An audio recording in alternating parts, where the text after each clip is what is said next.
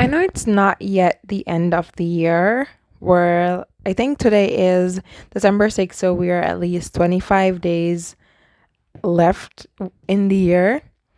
I'm nowhere near I'm 14 books away from this year's reading gold. So I probably should not be doing this. I've also not read many books. At least half the year was not spent reading, and I just got into reading, so I'm probably not the best person to be doing a end of year book tag, but I've read books, and some of which are very good books, some of which are not, but I just thought that I just do this anyway, right? So welcome to Books of Yarn. My name is Anna, and I'll be looking away because I have the questions written on my computer to that side. So if I'm not giving you my full attention, I do apologize. So I do have a few disclaimer before we get started. The bulk of these books were read on my Kindle or listened to because I at some point had a Audible membership. I unfortunately don't own any of these physical books. The books that I did manage to read this year that are physical, I got them from my library. Wait, those disclaimers out of the way, whichever side I'm not taking too much off, which is probably here, I'll just insert the books that I've mentioned. So the first question, and if I remember, I'll try to leave the questions down below in case you are a booktuber and you want to answer these.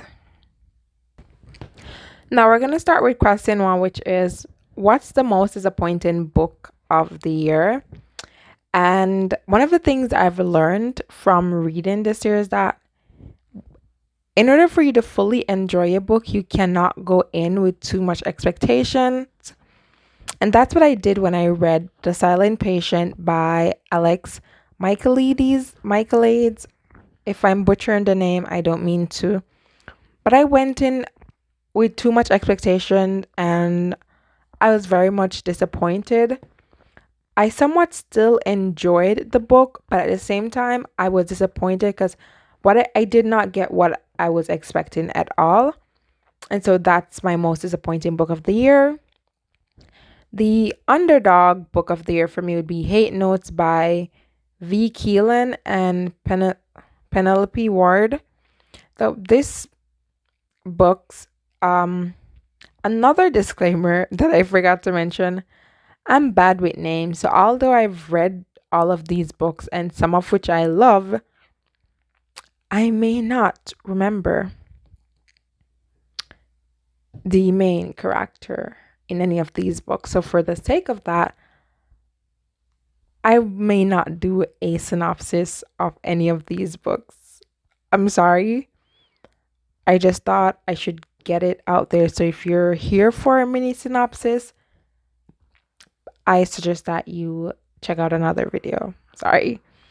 So that's my underdog book of the year.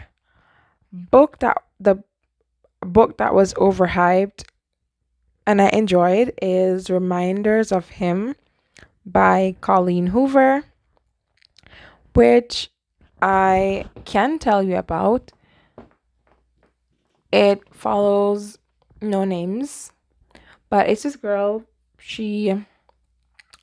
Her boyfriend died in a car accident that was a result of her. She went to prison for his death. They had a child together and she's now released and she wants to be a part of her child's life. And she is somewhat still grieving, and his family, her baby daddy's family or her boyfriend's family basically blames her for their son's death, and they're also the ones that are the legal guardian of her child. So we get to see her fight to want to be a part of her daughter's life. It was a really good book, a 5-star for me, and I would most definitely recommend it. Now, favorite book couple is Alexia and Maxim. They're from The Mister by E.L. James, which is a book I read recently. And I loved Logan and Lana from the Mindfuck series by St. Abbey. My favorite main character would be the female main character in Reminders of Him. I also love Lana from from the Mindfuck series by St. Abbey as well. Those are my two main characters my two favorite main characters. I also loved. I'm trying to remember their name. I also love the guy. If I remember, he's there's this guy from Regretting You. I also loved him as well. If those would be my favorite main characters. A book that surprised me is The Maid's Diary by Laureate Anne White. This follows a maid who basically died. It's a suspense thriller, and so we get to see the cops solving her death. And there was a plot twist at the end, which I was definitely not expecting. I was really surprised though, because what I've realized somehow is that whenever I try to read books that are not so popular. I normally don't, for some reason, enjoy them. So I was really surprised that I enjoyed this. And I think this was the third or fourth book I read this year. So that is also saying a lot. And then my new favorite author that I discovered, I got back into reading as an adult this year. So the bulk of the books that I've been reading are by authors that I did not know before. And as much as how I would love to say give it to Colleen Hoover, because my favorite book of this year was Reminders of Him by her, I'm gonna have to give this one to Anna Heng, because I've read two books from her so far, and if she keeps this trend up, she's probably going to be my favorite author. I normally don't do favorites, but the year is still young, wink wink. So let's see. And happiest read of this year, definitely Reminders of Him by Colleen Hoover. The most frustrating book of this year is Layla by Colleen Hoover. There were some things that happened in this book that did not sit right with me, and so it was very frustrating to read through all of this. But as someone who don't enjoy DNF in a book, I sometimes just struggle. I'll rather struggle through a book and give it 1 star than read the book halfway, because sometimes, like, I read The Perfect Marriage, and for the bulk of the book I didn't. The only reason why I end up rating that book 4 star is because of the ending. So I rather read a book than DNF it, because sometimes it gets better. So Layla was most frustrating and my worst book of this year. Another frustrating book is The Selection by Kiara Cass. The female main character, which is funny for someone who normally doesn't remember names. I remember this one because her name is America. She was very. I get that she's 16, but I find it. That's why sometimes I don't read YA romance, because it's very frustrating when, especially when, because there's a love triangle involved in the book, and she just, for some reason, did not know what she wants. And I like that in a book every now and then, but for some reason it was overdone in this book. And I get that she's a child. Let's just say the book was disappointing, and we are going to move on with the video. The longest book I read this year is The Mister by E.L. James. The shortest book I read is Sidetrack, which is, I think, book 2 of the Mind Fox series. That was 115 pages. My favorite book cover is You've Reached Sam by Dustin Tejo. A book I haven't stopped thinking about is Reminders of Him by Colleen Hoover.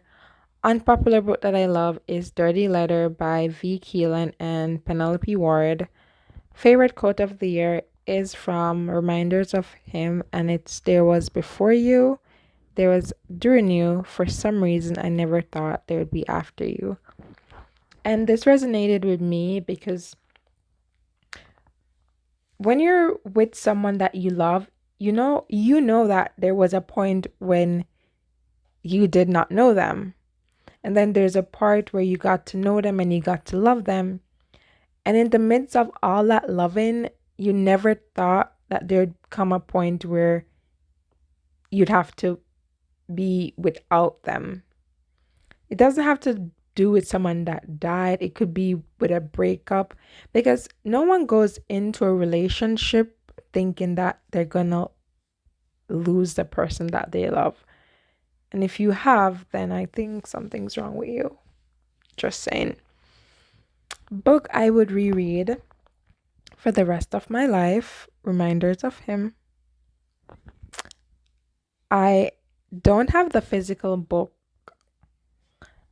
and I'm dying to get the physical book. I want to get 2 copies. I want to get the copy where I highlight, I leave sticky notes, and then I want to have the copy that if I have a friend who wants to borrow and read, hopefully they remember to give it back to me.